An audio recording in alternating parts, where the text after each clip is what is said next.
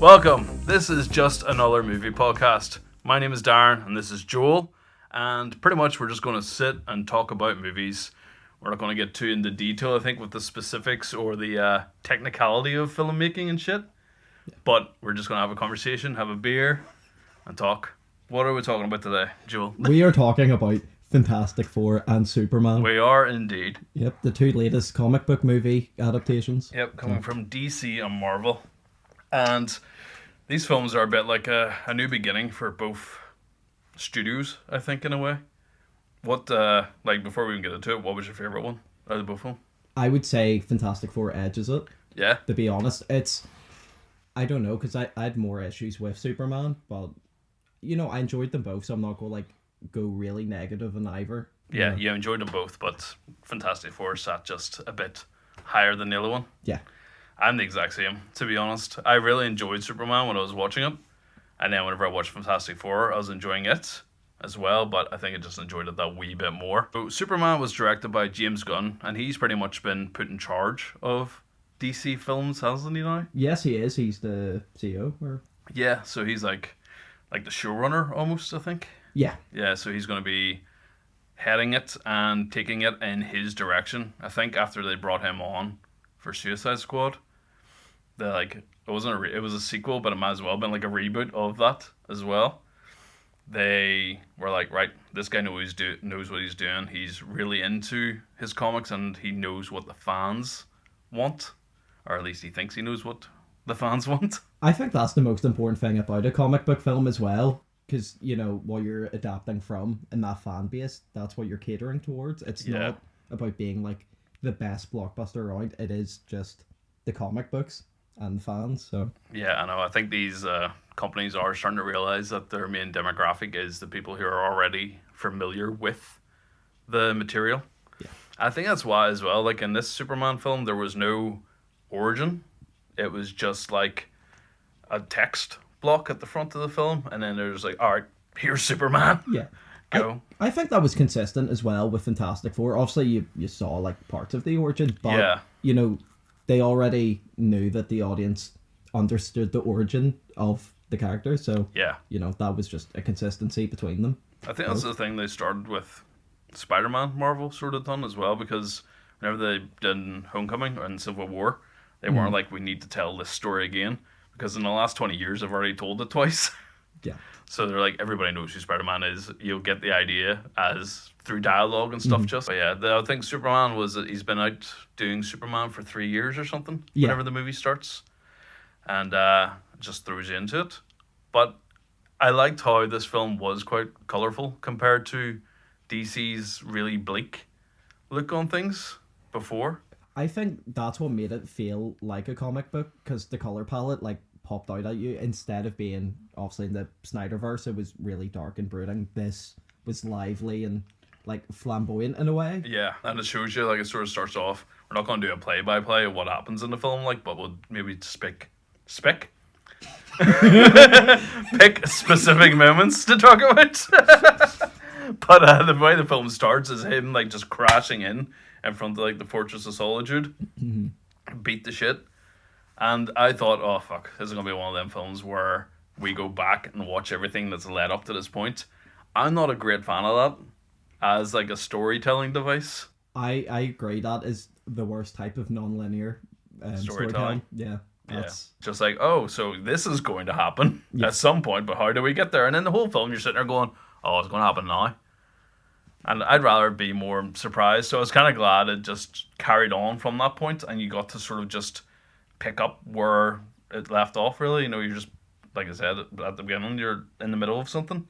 I really enjoyed, though, seeing a beat-up, destroyed Superman, though, because, that's not something I'm used to, just in the context of what I've watched. Yeah. So it was nice seeing that version of him, then, obviously, getting healed from the sun and all that. The sun, it gives you a lot of lore on him in that scene, and then you get introduced to Crypto as well. Yeah, who's a good boy.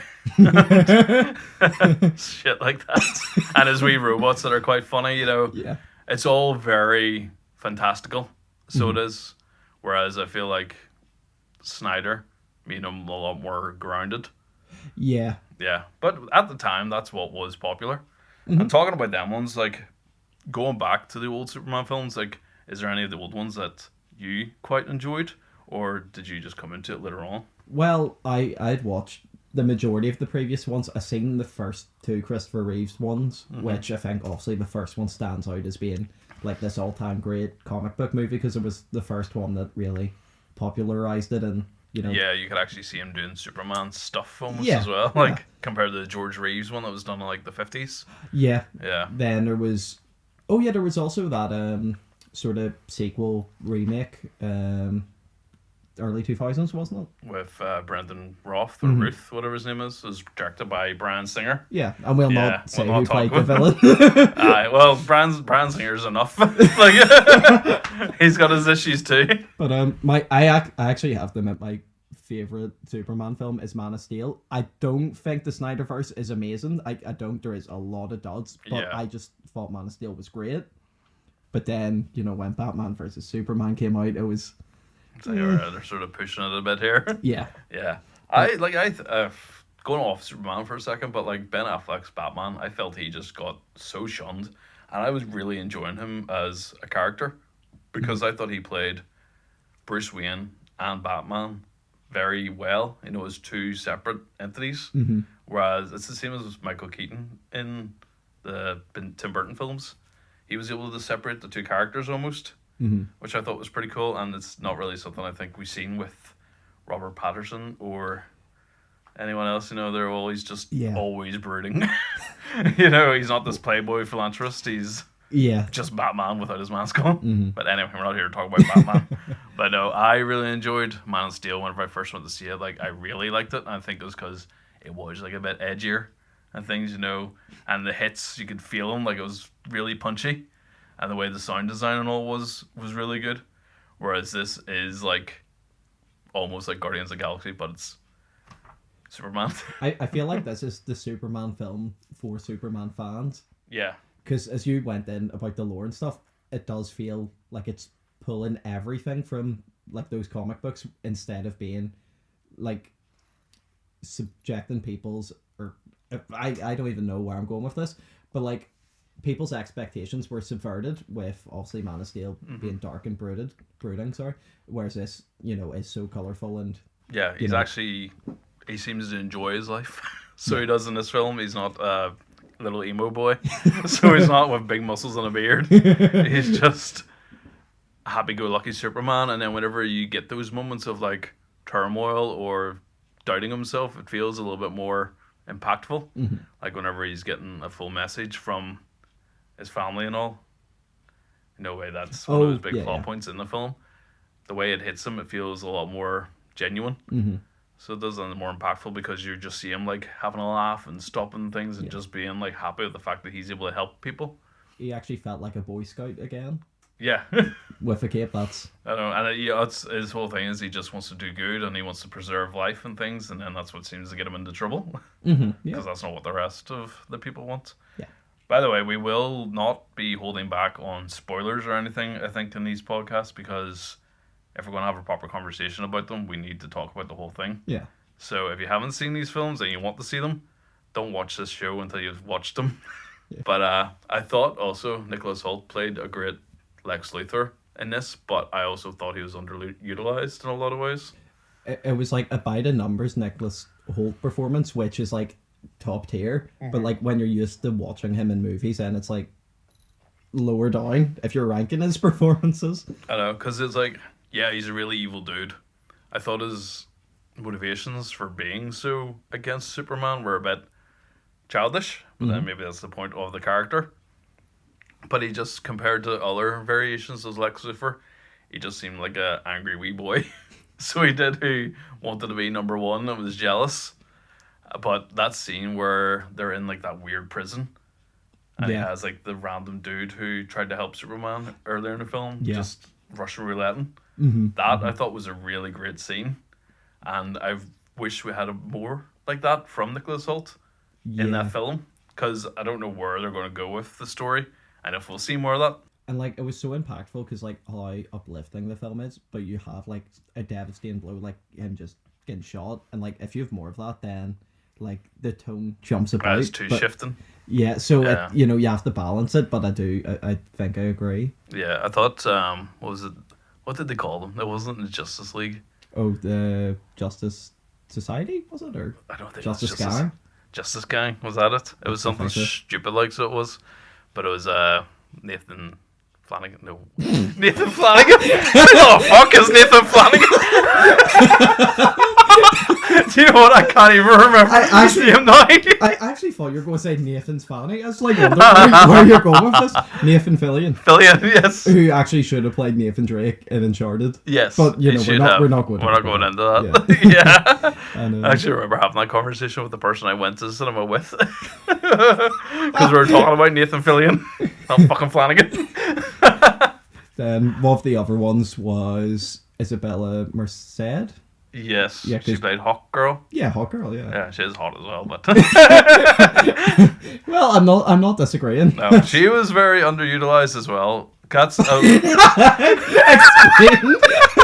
She wasn't in it that much, and she just screamed a lot. I mean, I don't mind seeing her screaming, but That's just my average Saturday. not you screaming. Yeah. And then Mr. Fantastic. No, Mr. Terrific. Mr. Fantastic comes later. I'm really stumbling over my fucking words now. All this pressure. This is my first beer. You must have been pre-drinking. I picked you up. You're lying. You like downed the Buckfast before you picked me up. Of all the things, Buckfast. I don't think so. Yeah. Anyway, what was I saying? We were talking about Mr. Terrific. Mr. Terrific. Yeah. Terrific? Aye, Mr. Terrific. That's a really hard word to say. Terrific. Aye, terrific. It's like the adverts. It's like, it's terrific. No, it's actually, it's before Adam Sandler movies. It's like the production studio that has... Happy Madison. Yeah. Yeah, the Gulf. Yeah. Terrific. Yeah, I'm just going to do that from now on. Anyway, he was used really well, and his character I thought was really good. I think he was actually one of the biggest positives about the whole film. Yeah. I thought it was outstanding, fantastic performance. Any comedy moments, like he was great comedic relief. Yeah. Like where it didn't undercut the action, which I think James Gunn does so well consistently throughout his career. Because if you look at Guardians of the Galaxy, the trilogy.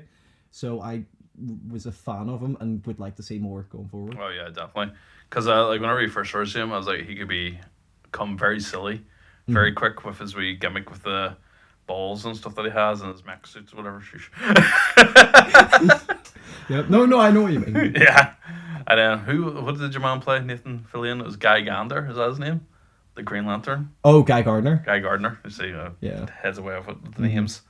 He was good. I thought he was going to be a villain the whole way through the film, just because of the way he portrayed that character as being so up his own hole. I thought he was just going to turn on Superman and be Lex Luthor's, blah. I think it was just the bowl cut. That's what it was. It was the bowl cut. That was the villain of the whole film. That was the villain. Yeah, woman who played Lois Lane. Can't remember her name. I'm the same. I'll have to check like IMDb or Letterboxd just to check. But she did a good job as well, and I really enjoyed the scene where her and Clark Kent are having this interview in her like apartment building. And I remember reading somewhere that James Gunn said that the riskiest thing he'd done with Superman was having a 10-minute long talking scene. Yeah. Which was that scene. And it was really interesting seeing his dynamic. The more like he was getting bombarded with hard questions and his answers, and he started getting more aggressive. And defensive as well. Yeah. I really enjoyed the chemistry between them as well. I bought into it, which is one of the most important things, obviously, about an on-screen relationship, So. Because you can tell a mile away if they don't have anything. You're like, this is weird. This doesn't sit right with me. It's like a hostage situation. Yeah. And then they had Jimmy Olsen as well, who was utilized in all the weirdest ways in this film. And it goes back to him being such a vital part of like the Superman comics, like, being a big part. And like, did he have more than one interaction with Clark Kent? And like, they're meant to have obviously this friendship, Yeah. that's really big, but nothing happened with him other than like he was kind of like everyone thought he was fit. Yeah, which I found very weird because of the guy who acts him.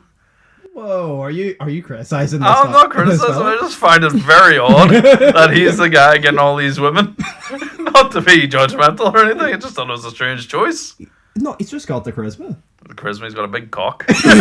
He is hung like a horse. You know, that's what my friend tells me. Dude, there was so much going on at times where it felt very rushed through a lot of characters, interactions, and then I thought the like big monster fights and all were really cool and stuff, but there was something missing from them, and I don't know what it was. I may sound harsh here, but it was like the kaiju type being. I'm sorry, it looked like a PS2 cutscene. In my opinion, I feel Did bad you not feel saying good this. for the CGI then? No, the rest of the film I thought done really well with the CGI, but that one sequence is like I could play this in 2002, my PlayStation 2, like 3 years before I was born. Yeah, I don't know. I didn't have that much of an issue with the CGI. So then, but I think because it's so bright during the day and all, you get to see every little imperfection of it. So you do, and that's sort of what can be off-putting with it.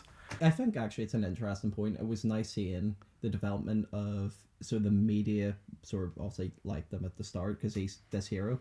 Then that message gets leaked of his parents, and like seeing everyone go against him, but then winning everyone back in the final moments. It was nice seeing that whole sort of like the way the story developed with that. I found that quite enjoyable. Yeah. Oh yeah, and then they had like, what was that other villain called? The one who was Superman but cloned. Can you remember his name? Oh, the one that looked like your fella from The Boys, like like Noir. Yeah. Yeah, just yeah. What did you call him? I can't remember his name now. But I thought it was going to go like, or it could go like a Bizarro route. That's what I would actually like to see in the future as well, because that was in the back of my head. It's like, I'd love to see like Bizarro Superman. Yeah, because I think they've done that in like the TV shows and stuff, but it's never actually been on in a proper film. My contacts with the characters playing like the Lego games, so Oh, really? that's where I'm at. I used to watch Smallville whenever I was younger, and that's where I got like loads of my Superman knowledge from. So if I say wrong things, blame Smallville. That's where I got it from. Look, Smallville, wasn't it like he didn't become Superman till like the 12th or like 15th season, like so far? I think there's like 10 seasons, but their rule, I think, from the very beginning of the show was no capes, no underwear or something. Oh. So whenever he did like become a superhero, he was wearing the big black coat and stuff. You know, he's really edgy. He's listening to Evanescence. Yeah. No. But like Gotham was like similar. It was like, right, he's not going to be Batman until the final episode, guys. Even though like all the villains are there, like you've got like two versions of the Joker. Then he was a child, like, wasn't he? Yeah. Yeah. I never watched all of Gotham. I only watched about 3 seasons of it, I would say. This may be like a wee tiny gripe. You know the way everyone's saying Superman's punk rock? I'm sorry, I think it's pop punk. You know, he's pop punk. He's not like fucking Sid Vicious from the Sex Pistols. No, he's listening to like, I don't know, Addicted by Simple Plan. You know, he's happy go lucky. He's not like, you know, smashed the Yeah, that's true. Know. I think they just really wanted to use that song by Iggy Pop, so they're like, we'll just work it into the script. Again, sorry for like going off topic here, but like, does he own a shirt? No, you just need to see his leathery body sagging in all different ways. Oh, yeah. Nipples down his waist. That's yeah, that's punk rock for you. I think we've really spoke about as much as we can with Superman. We'll go into Fantastic Four, talk a bit about it, and then maybe put them against each other and see where they come out. So Fantastic Four is a new release, obviously, from Marvel, and it's based in a different world, a different Earth, like a different dimension or something. Different universe, because obviously the whole multiverse that's going on. Yeah, which went to shit at one point, didn't it? Well, everything sort of went downhill after Endgame, bar the cameo films and like a few wee nuggets, like obviously James Gunn's Guardians of the Galaxy 3. I'd argue WandaVision until the final 2 episodes, which I still haven't got over. What is it? WandaVision? Right, okay. Pains me this day, but we move on. Right. Yeah, I give up watching the shows from Marvel because it was watching Doctor Strange, Multiverse of Madness, And it was like, if I hadn't watched WandaVision, I wouldn't have a fucking clue what was going on in this film. Mm-hmm. Really bothered me because I would prefer it if the shows were almost standalone with little strings to the movies, the way Agents of S.H.I.E.L.D. kind of was. Mm-hmm. You know, you didn't need to watch that show to enjoy the films, whereas you had to watch the show to properly enjoy the films in this. And the shows weren't great, in my opinion. And as we get in the Fantastic Four, I think that's the beauty of it. You don't need any context. No. You don't even need to watch a single Marvel project, other than obviously the post-credit scene. But you need no context. You could go into it completely fresh and you could enjoy it. Yeah, no, that's what I really liked about it as well, because I've been saying for the longest time, I feel like Marvel needs a fresh start, because they've been doing this for over 20 years now, like this one story, and it's just starting to fall at the wayside, I think. But yeah, with Thunderbolts as well, I thought this sort of brought it back because it was like a contained story, but it was another one of those things. If you didn't know these characters, you wouldn't have a fucking clue, really, what the urgency of it was, or, you know.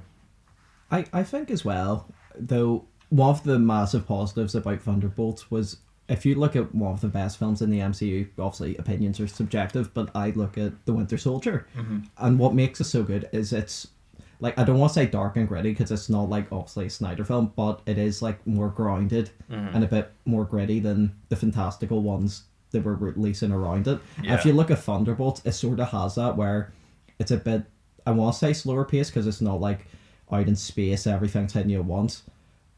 It's a wee bit darker and it just, I just feel it's more gritty, as I said. Yeah, no, I agree as well. And it felt like the way the color tone and all worked for the film, because it wasn't like the bright colors that you have in the Marvel films usually and stuff. And it was emotionally like connective. That you could really connect to it on an emotional level because it had a good story there with dark undertones. And the way Florence Pugh and all plays her character was phenomenal, because she's doing this really silly accent that she's been doing for a while now, but she makes it work because of how she plays the character. And then David Harbour's sort of there as a comic relief and stuff, but even he has his moments. You're like, fuck yeah. Yeah. But Fantastic Four is a big, bright film. Yeah. So it is, and it was like kind of cool. Like, that's why I found we should do this episode, because I felt it almost quite similar to Superman, just how it was brought out to us. Like, so the way the color scheme was, like the characters almost, and then there's big fuck off things that you have to fight. You know what? I completely agree. I think, you know, similarly to Superman, it feels like it was just the comic book was ripped out and put on your screen. Yeah.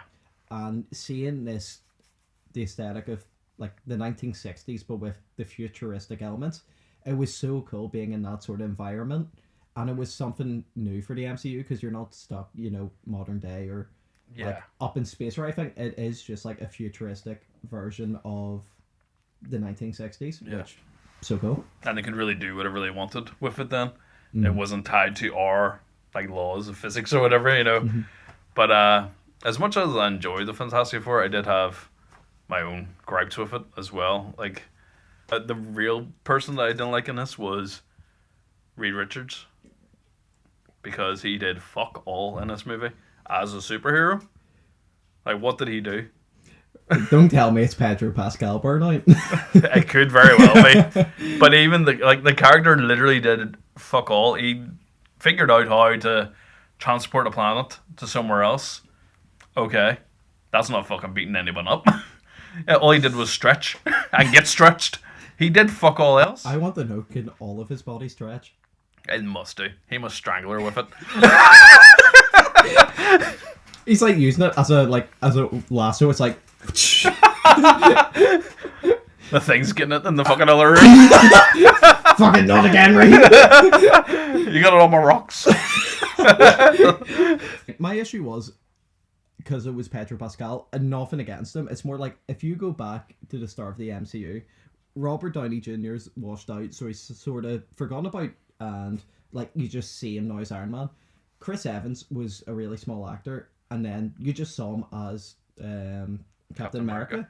And anytime you see him in something, you just think Captain America. And the issue is, because you're seeing someone so high profile play this role, it's like, it's not Mr. Fantastic. It's like, Pedro oh my Pascal. god, it's Pedro Pascal. It's that guy. It's like that guy touching you because I'm nervous. No. I'm so anxious. Yeah. You know what? I'm just that's that's my excuse when we're going out. Whenever You're gonna get punched in the face. So I'm anxious. Can I get the fuck off me? Again, that's entirely a joke. I just want to like make that clear. You're not a predator. You were fucking younger, right? You wish. Anyway, Reed Richards is a cunt. He really did fuck all. He annoyed me in this film. He just seemed like a bit of a bitch. I love how technical we're getting. I know.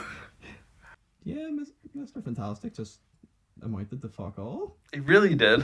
He bothered me during that whole film. I was like, what are you doing? Yeah. And then he's like, everybody else seemed to have like their moment, and he did not have a moment in that film. So he didn't. You know who had a moment? Herbie. We only heard 2 seconds of his lullaby, which was on Spotify. Such a banger. Really? It is a tune. It's just robotic singing, and it's great. Fair enough. Yeah. Actually, talking about music, I think the best thing about the film was the score. That is one of the best scores I've heard. It was really good, I will admit. I remember sitting there and being like, whoa. It's like, oh my god, Fantastic Four. Yeah, it was pretty cool. Class. I remember whenever one of the post-credits scenes was like the cartoon that was being shown, there was a woman in front of us, or in front of me, whenever we were leaving, was like, I wish I'd seen that at the start, then I would have known who these people are. So again, it's one of them films that it is made for the fans. It's not made for people who don't really know who these people are. Yeah. The funny thing was, though, in that after credit scene, I heard like a shower of people saying, oh, for fuck's sake. Because like, it was the very last post-credit scene, and it took forever to get to, and everyone was just like, are you serious? Whereas like, I was laughing at the other people because I was like, trust me, I've been there before. The best one for me is Spider-Man Homecoming. Whenever they have Captain America going, patience. Sometimes it works out, sometimes it doesn't. Something along those lines. And you're just sitting there going, you cunt.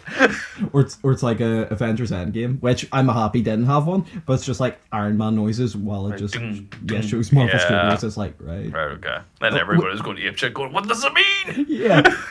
At least we could have heard like Jeff Bridges. It's like, he built it in a cave. Yeah. But I thought your woman who played Sue Storm did a really good job, especially with the scene of her like giving birth in space. Oh yeah, I thought that was all class. The tension that was built around that whole scene of them like trying to get away from the Galactus and your woman was epic. And I thought it was so cool the way Shalabal, I think you called the female Silver Surfer, it's like could actually grab the baby. Like, through her like stomach. And like it was like a horrific moment.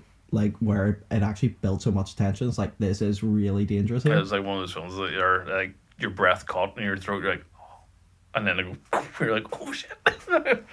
Actually, harken back. It's funny because like I have no issue because like my understanding is Shalabal exists in the comic universe, and obviously Norrin, whatever, is the one that people universally know. The dude. Yeah, and that's like, so I doubt we'll ever see the male version, which doesn't bother me. I assume it'll bother some fans, but because I think it was an interview, it's like Galactus, there isn't like multiple versions because he's like a Nexus being or something. So there's only one Galactus. Mm-hmm. Okay. So also he's not gone. he probably will return at some point because he was just poofed to a different location basically. He was slowed down, but we're not going to see like another version.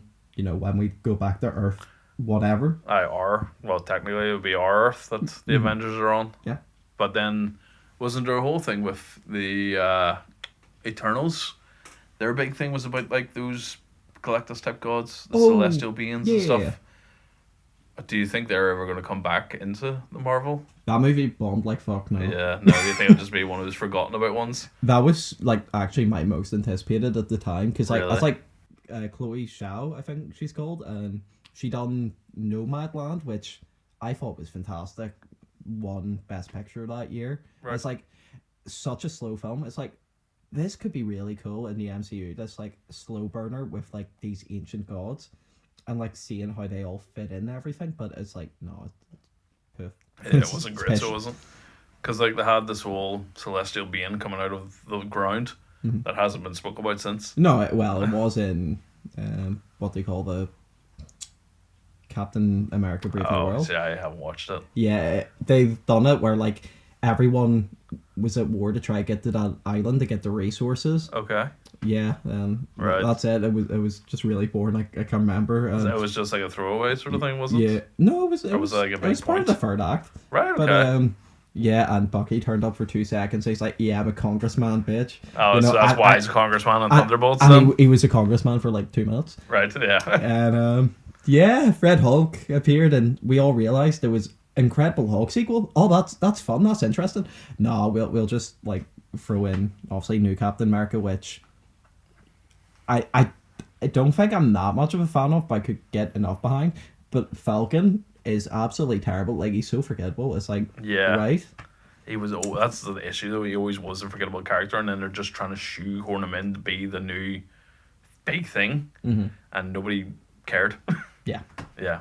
And then I think it was prevalent with the series as well, which I thought wasn't very good. Though I think they were in a hard position because you can't really make obviously Bucky Captain America because, you know, previous war crimes, Hydra, all that. So like I get the decision, but it's just like I've never found Anthony Mackie's Falcon to be an interesting or like memorable character. Yeah. But anyway, that's, you know, another thing. You know, that's gone. It's a bit of a tangent. Yeah. Yeah. But Fantastic Four. Whenever Galactus came to Earth, I was like, is that all Heidi is? Like, I wasn't sure if he was like one of these beings that could almost like shrink himself to be a certain height. In the comics, I think I read it, so, you know, take it with a pinch of salt. No, it can change sizes. Right, okay. So, you know. Yeah, that could have been a thing then once he came to Earth, because the way he looks so much more foreboding whenever he was up on his spaceship. And I thought he was like he like literally munched the planet for his like mouth. I didn't. Like, whereas it's actually like a ship that breaks the planet down and then he like feeds on it. Yeah, which is like fair enough because like it makes it a little bit better. Yeah, like especially in the film, it's like there's no tension if he just like walks up like yeah, it just looks so fucking stupid. He like deep throats Uranus, but here they go like this. He's rimming planets. But yeah, I did like the way they sort of like faked us out with that there as well. Like, he thought he was gone at one point, you know, like they had him and then they didn't have him, and then Shalabal, is that her name? Yeah. She came back and just knocked like Johnny Storm out of the way for making his big sacrifice, and then she sacrificed herself. But I felt like there could have been a moment between that where you got to know more of her, or, you know, there was another scene with her to hone it in a bit more, because she just seemed to be like this big force that was so foreboding against them, and then she disappeared after Johnny showed her like the people. It was like the transmissions from like her planet, was it? People were like looking for her or something. Yeah. He was able to translate it and played them all through like the whole fucking city. She disappeared. For that was her until she fucking made that sacrifice at the end. It's like, I think sometimes like films are scared now to be longer because there's like a lot of criticism about them. Obviously, we had a previous conversation ourselves about the Terrifier franchise. You know, second one got really panned because it was like 2.5 hours long. That's why the second one was sort of slightly shorter, I think. And that's like what I think is the issue here. It's like Marvel films like tended to be like 2 hours or slightly longer, and then criticism is like, I think they were a bit scared to add padding in, or you know, they could have done with, like, you're right, add in another scene there, really, just the character development. Yeah, exactly, just develop the character. But then maybe they thought because Sue had her big Mormon she turned a Mormon. We'd like to speak to you about the Mormon church. I can go invisible, by the way. Just nope. But she had her big moment, obviously, because what Galactus wanted was her child, and he would spare Earth. And I thought the way they dealt with that situation, the fact that they didn't sacrifice the kid, came back, told the world, he wanted our son, we said no. And then the way the world turned on them was understandable. You get it from their point of view, and you also get it Fantastic Four because you wouldn't give up your child. Mm-hmm. And I thought the speech that she gave was brilliant, and it really conveyed what needed to be said in that scene. You're right, because I was thinking, like, how do you turn people around? Because, like, you could give one of those big speeches and it completely, flops. Oh yeah, everyone just attack and get the baby. And you don't believe the moment, but there you actually believed, you bought in and really understood, because obviously, like, I don't have children, but, like, that bought me over. It's like how big of a deal it is, Yeah. Obviously, yourself, you know, being a parent, but, like, for people like me, it was like that turning point. It's like how much it means to you, and like you wouldn't give up the world, like quite literally. Yeah, so I won't give up the world for my baby, but I won't give up my baby for the world. Like I will say I'm picturing it, but the way she said it and the whole lead up to it, I was like, fuck yeah. Yeah. And the fact that she was able to turn, like, the whole world was able to get on board and be like, right, we all need to stick together and defeat this massive impending doom that's coming. I think that was the cue, the Iggy Pop punk rock song. Her speech was a lot better than Superman's, to be fair. I am a human. I don't. You're not. Technically, you're not. Well, I mean, he was more human than Lex. He was. But Lex Luthor was just like an angry kid. It's like me when I lose a game of Fortnite, throw my controller. It's like, I hope whoever killed me, like, both sides of their pillow are warm so they can't find a cold spot. I am that much of an evil person. You're online, some 12-year-old one, you're like, I wish you were aborted. It's just like the Ice Nine Kills concert where, like, you're swinging the baby around with the umbilical cord. Yeah. Yeah. Mm-hmm. That's one thing I was going to talk about, the post-credit scene, and where is Marvel going to go after this, because they brought Robert Downey Jr. back as Victor Von Doom, which I thought was fucking stupid. Yes, thank you. It's like one of those things, it felt like such a cheap cop-out. It's like, with the multiverse, like, so some people are the same. So we've got Kang, obviously, that's different. But, like, characters, who have you seen in multiple versions who are the same actors? The same actor? Yeah. As multiple versions of themselves? Yeah, because I'm pretty sure there is quite a lot. Yeah, I know you're saying it. The only ones I can think of are ones who aren't the same character. Because I was going to say, like, for example, they had John Krasinski as Mr. Fantastic. I was going to say Benedict Cumberbatch is both Doctor Strange's. Yeah, he's always Doctor Strange, isn't he? So the rules are weird. So that's the same actor, like, look the same. But then also you've got John Krasinski and Pedro Pascal.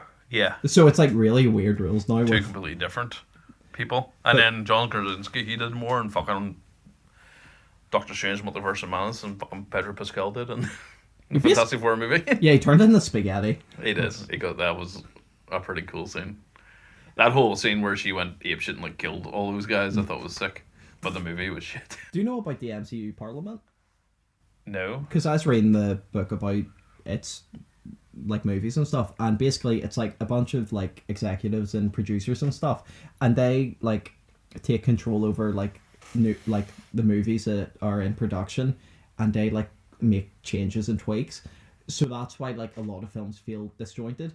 So if you're looking at Sam Raimi's Multiverse of Madness, the best parts were the Sam Raimi parts, the horror elements, and, like, everything he done. Yeah. Whereas, like, all of the stuff that were done by the MCU Parliament really deterred from the film. Right. That's what made it convoluted and all. So yeah, made it feel disjointed. That's one of the worst things. Other than being a boring, one of the worst things a film could be is disjointed, where you're like, what the fuck is going on? Or why is that there? Why is this there? How did that get to that point and not this point? You know. I prefer a 4 out of 10 that tries different stuff and, like, has its own imprint than a 5 out of 10 which is just generic.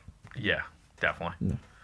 But yeah, no, where they go with this whole Doomsday thing, I honestly don't know, because I've been so out of the loop with Marvel for years now, since the last Spider-Man film, really. Oh, yeah.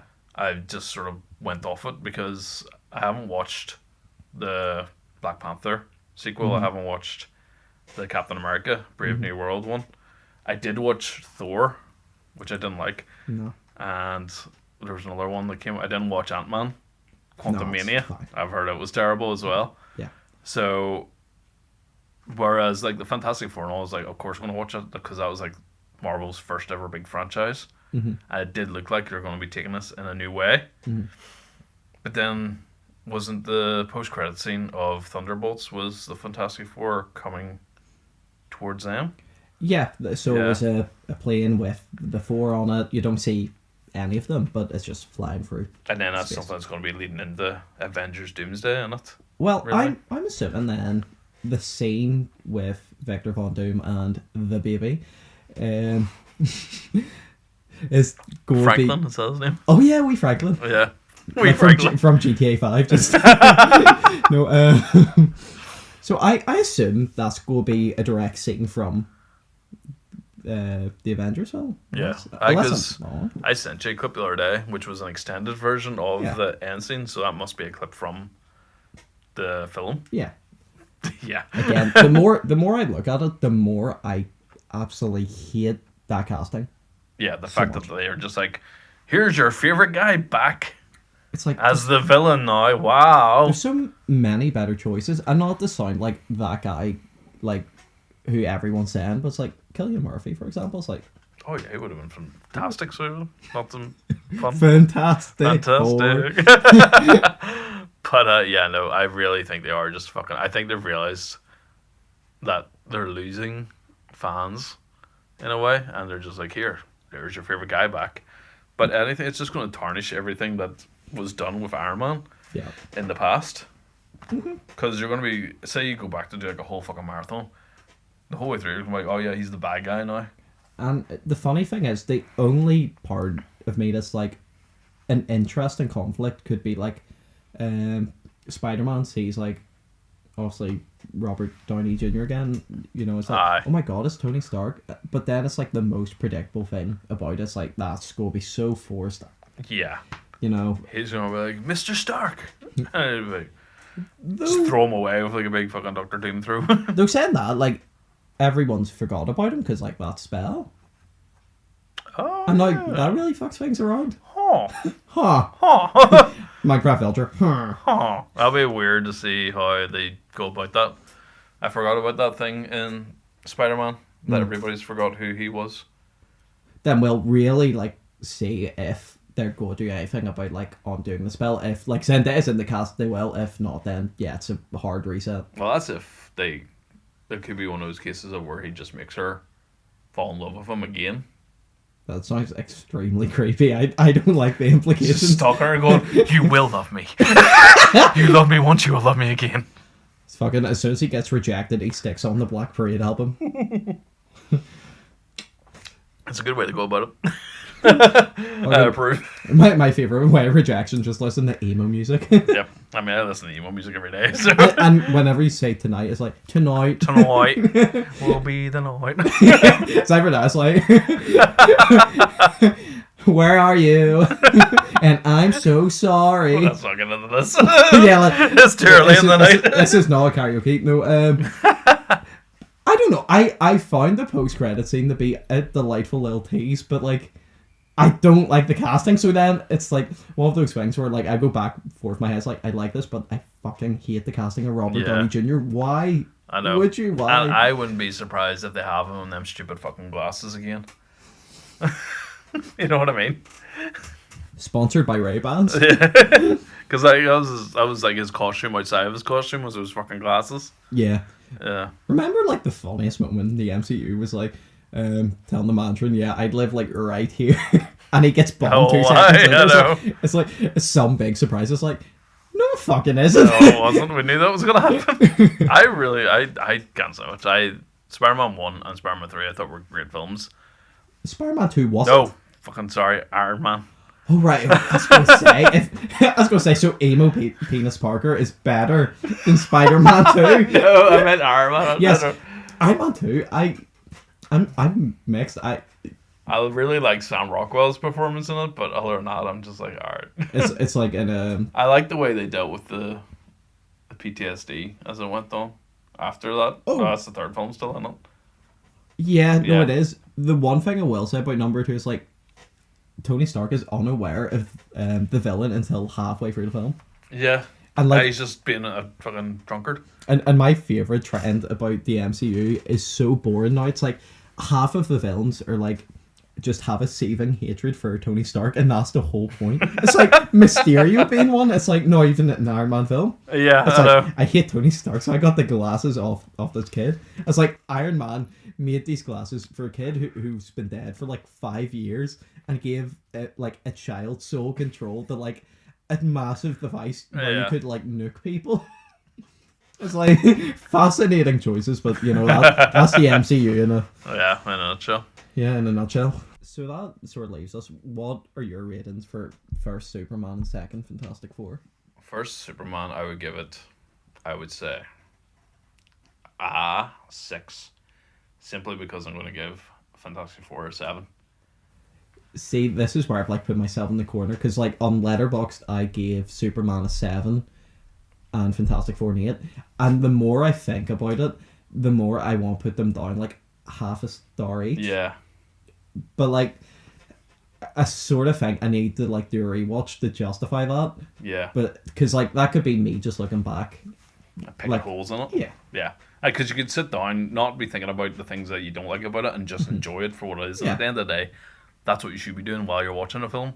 Exactly. You 'Cause don't watch a film to pick holes in it. You're there to escape from reality and enjoy what you're watching. the only time I would go into film like wanting to actually see how, you know, well done it is if I'm doing like watching films for the Oscars and like I want to actually have an opinion on like what wins best cinematography, best picture, or best You're actor. taking, that's whenever you're Yeah. actually taking in all those things that should almost be invisible at times. Whereas like if I'm watching a film normally, I'm not. If I look at like a horror film, for example, like we could pick holes in any slasher film at all. Oh, yeah. But what's the point? Like I enjoy like let's say Scream for like the meta jokes and just the cool slashings. You know, Yeah. I look at the Terrifier franchise. I'm there for like the gruesome kills and Lauren Lavera's Sienna, but you know that's beyond the point. And Art the Clown with silly sunglasses. But like you know, where it's like we're not going in the Fantastic Four. It's like how good is each shot in this film? Yeah. It's like, why did they fucking use a wide angle here? You know, they could have done like I a know. low. They could have done a low canted angle here. Really made the scene feel like terrifying. You know, whereas you're going in, you're just like, I want to see big shit blow up. It's like a baby explaining. It's like I like big boom. I like big boom. But then it's the same thing in those moments as well. I just like it whenever you can ride with the emotions of the characters and stuff. Like you get all of these big extravagant fight scenes and stuff, but whenever it comes down and you get those human emotional moments, you want to be there and just take it in. You're not looking at how they shot it and stuff. You're just witnessing like what the actor really is doing. and that's when the quality does matter in the moments because you want to buy in the You just want to be chemistry. lost in it, sort of. Yeah, Yeah. you won't buy in the people's performances, which luckily in both films there isn't many dull performances other than, you know. No, like at the end of the day, I didn't think either of the films had bad acting or bad, you know, characters. They all played really well, and you were able to believe they are this character for the time that you're watching it. Actually, now I'm thinking about it, that I should have mentioned when we're talking about Fantastic Four is the CGI baby. Did you ever watch the Twilight films? Yes. You know the CGI baby in Yeah. Breaking Dawn? It reminded me of that. I thought the CGI I baby didn't was... think it was that bad. It was so funny in the hand. I was like... No, yeah, I was actually about to say I didn't think it was that bad, but that hand was dodgy. It's not. Did you ever watch completely out of context? But you ever watch American Sniper with Bradley Cooper? Oh yeah, no, And they but had years that ago. baby. He was like just twitching because it was like a doll, and they're trying to make a movie. You can see them like moving the baby with his hand. Oh, was it like an animatronic? It was just like a dead doll, like baby, and they were like trying to make it look alive by twitching its arms and Right, shit. surely they did like fucking get a dead baby for... No, for they didn't get a dead yeah, baby. an animatronic It was or just a doll. a doll, but it looked dead. You know what? I will give a bit of advice for anyone listening. In a world of Labubu's, be a LaPee. What the fuck's a pee-pee? I don't know. Peepee's funny. I don't know. Okay, just be a pee-pee. Anyway, so I think that will wrap us up. This is our first episode of this new podcast, so we're still trying to get into the swing of things, I guess. Yeah, naturally, this is obviously going to be like a rough first go, but you know, hopefully over time. I know. Hopefully, like video 1. Sorry for gone. Video 1 won't be the same quality as like video 10, for example. Yeah. You know, we're just obviously going to grow and learn from exactly. And we have Instagram, we have TikTok. The video is going to be on YouTube. The audio is going to be on Spotify. If you're listening to the audio, you don't need to worry. You're not missing anything other than my beautiful face. So I would say about 7 pints. 7 pints? Alright, is that what I would take? Maybe a shot of Sambuca. No, I'm joking. No, but all you are missing is like a guy wearing a backwards cap and me chugging a beer.